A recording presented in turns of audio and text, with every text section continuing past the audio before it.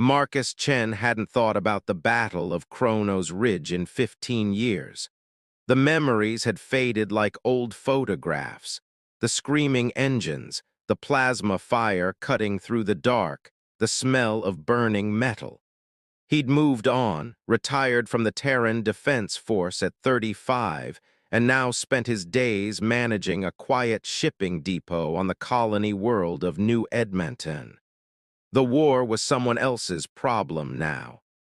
The emergency klaxon shattered his morning coffee routine. Unidentified vessel requesting docking permission, the AI announced. No transponder code, armed. Marcus set down his cup and pulled up the external cameras. The ship hovering above his depot was unlike anything in current service, sleek, organic curves wrapped around a frame that seemed to shift in the light. Definitely not human design. His hand moved instinctively toward the defense grid controls. "This is private property," he transmitted. "State your business or leave orbit." The response came immediately, and his breath caught. The voice was unmistakable, melodic, with that distinctive harmonic undertone of the Velkari species. "Marcus Chen, I have traveled very far to find you." The screen flickered to life, and there she was. Her skin still held that mesmerizing navy blue luminescence he remembered, though silver threads now ran through her blonde hair. Her amber eyes fixed on him across the void of space with an intensity that made his heart stutter. "Veltana." His voice came out barely above a whisper. "You remember." A smile crossed her elegant features. "I was uncertain if you would. It has been many years." 15 years ago, she'd been a Velkari scout caught behind enemy lines during the Kronos Ridge offensive. Marcus had found her pinned under debris, 3 Throck soldiers closing in. He'd killed 2, driven off the 3rd, and carried her 3 kilometers through hostile territory to the evac point. She'd thanked him in broken English and disappeared into the chaos of war. He'd assumed she was just another soldier he'd never see again. "What are you doing here?" he asked, mind racing through possibilities, none of them good. The Velkari conquered had stayed neutral after the war ended. "May I dock? This conversation should not happen over open channels." 20 minutes later, Veltana stood in his office, and Marcus was reminded just how tall the Velkari were. She topped his 6 feet by at least 4 inches, her athletic frame wrapped in what looked like ceremonial armor rather than combat gear. The blonde hair that cascaded past her shoulders seemed almost impossible against her blue skin, but he remembered that Velkari hair color had nothing to do with genetics. "You look well," she said, her English now flawless. "Civilian life agrees with you. You didn't track me down across half the galaxy to comment on my health." He gestured to a chair, but she remained standing. "What's this about, Veltana?" Her expression grew serious. "Among my people, a life debt is not a simple matter. You saved me from certain death. By our customs, I owe you a debt that can only be repaid in kind by preserving your life when it hangs in balance." Marcus felt a chill run down his spine. "My life isn't in danger. I push shipping containers around. The most threatening thing I face is paperwork." "Not yet," she said quietly. "But it will be very soon." She pulled a small holographic projector from her belt and activated it. The image that formed made Marcus's blood run cold. It was a photograph of him, date stamped 3 days ago, taken from a long-range surveillance device. Crosshairs marked his head and chest. "The Throck remnant has not forgiven what happened at Kronos Ridge," Veltana explained. "You were responsible for the death of war leader Krath's sons during that battle." He has spent the last decade and considerable resources locating the human soldier who killed them. That was war. They were enemy combatants. To Krath, they were family. He is coming here, Marcus. He and 30 of his finest warriors. They will arrive in 4 days. Marcus sank into his chair, his mind reeling. The Colonial Defense Force will not arrive in time, even if you call them now. And Krath is clever. He will strike in a way that appears to be a simple raid on your depot. By the time anyone realizes what truly happened, you will be dead. She leaned forward, her amber eyes burning with intensity. But I will not allow that to happen. My debt remains unpaid. You can't fight 30 Throck warriors alone. A fierce smile crossed her face. I am not the scout you rescued 15 years ago, Marcus. I am now Veltana Kirsha, Blade Champion of the 7th House, and I do not come alone. As if on cue, 3 more Velkari warriors materialized on his landing pad, their ships uncloaking in perfect synchronization. Each one carried themselves with the same deadly grace as Veltana. My Blade sisters, she explained. They owe me debts of their own and have agreed to honor mine. Marcus stood, his old military instincts kicking in. 4 against 30 are still bad odds. Then perhaps we should improve them. Veltana's smile widened. You were a decorated tactical officer, Marcus Chen. I read your service record, 3 commendations for defensive operations.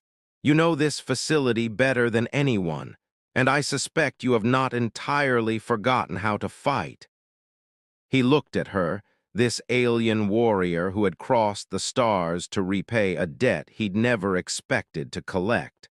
Something stirred in his chest, not just the old soldier waking up, but something else. Something that had been dormant since that day on Kronos Ridge when he'd looked into her eyes and seen not an alien, but a person worth saving. The depot has defensive systems, he said slowly. Not military grade, but enough to give us an edge, and there are choke points we can use, force them to come at us in smaller groups. Good. Veltana extended her hand and he took it. Her skin was warm, almost electric to the touch. Then we have 4 days to prepare. I suggest we do not waste them. Over the next 96 hours, Marcus's quiet shipping depot transformed into a fortress. Veltana and her warriors moved with practiced efficiency, setting traps, establishing firing positions, and running through tactical scenarios. Marcus found himself falling back into old patterns, his mind sharp again in ways it hadn't been in years. But it wasn't just the preparations that changed things. Working alongside Veltana, he began to see beyond the warrior to the woman beneath. She was brilliant, with a dry sense of humor that emerged during the long planning sessions. She asked about his life, his retirement, his reasons for choosing such a remote posting. In turn, she told him about Velkari culture, about the philosophy of debts and honor that shaped her entire existence. On the 3rd night, as they reviewed the defense grid one final time, she paused. May I ask you something personal? Go ahead. Why did you save me that day? You could have left me.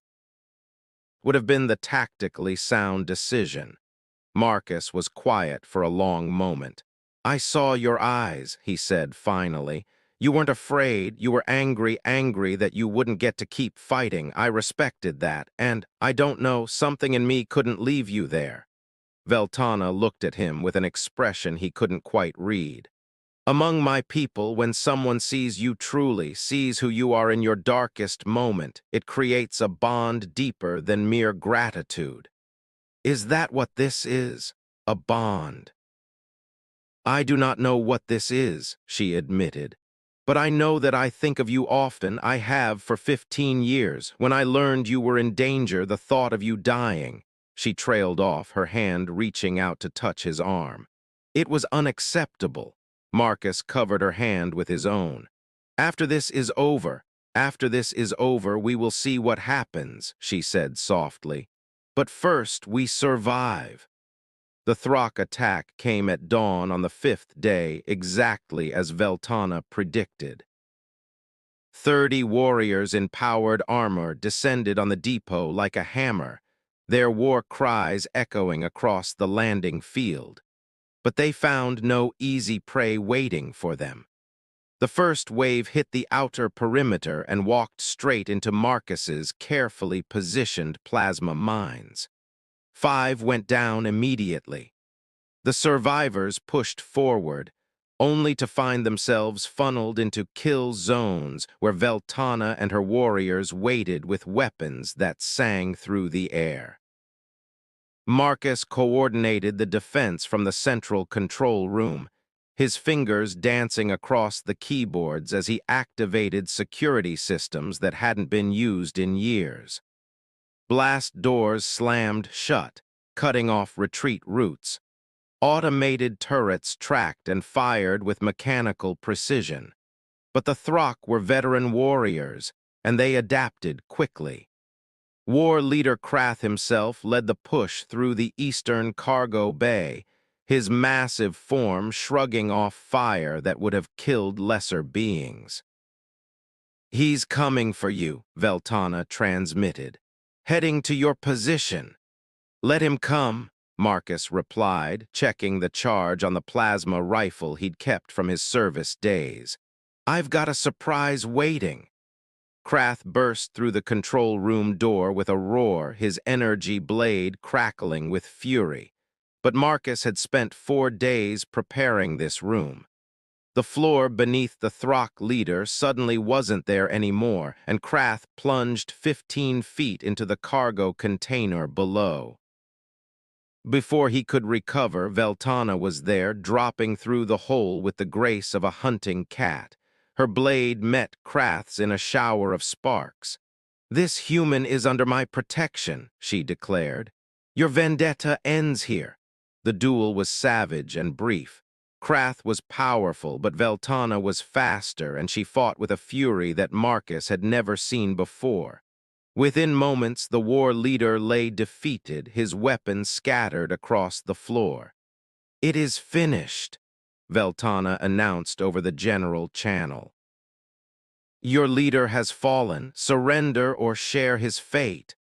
The remaining Throck, seeing their leader beaten, withdrew to their ships and fled into the dark. In the aftermath, standing among the debris of the battle, Marcus found Veltana checking her equipment, her armor scorched but her eyes bright. "Your debt is paid," he said quietly. "You saved my life." "Yes," she agreed. Then she looked up at him, and there was something vulnerable in her expression, something that broke through the warrior's mask. "But I find myself reluctant to leave. The debt may be settled, but the bond remains." Marcus stepped closer. "Then maybe it's time we stopped thinking about debts and started thinking about choices." "And what would you choose, Marcus Chen?" "I'd choose to see where this goes, to learn more about this fierce, brilliant woman who crossed the stars for me, to find out if what I feel is just gratitude or something more." Veltana's smile was radiant. "Then perhaps I will stay a while longer. My Blade sisters can return without me, and you will need help rebuilding this depot." "Is that the only reason?" She closed the distance between them, her hand cupping his face with surprising gentleness. "No," she whispered, "it is not." When they kissed, it felt like the most natural thing in the universe. 2 warriors from different worlds finding in each other something worth fighting for.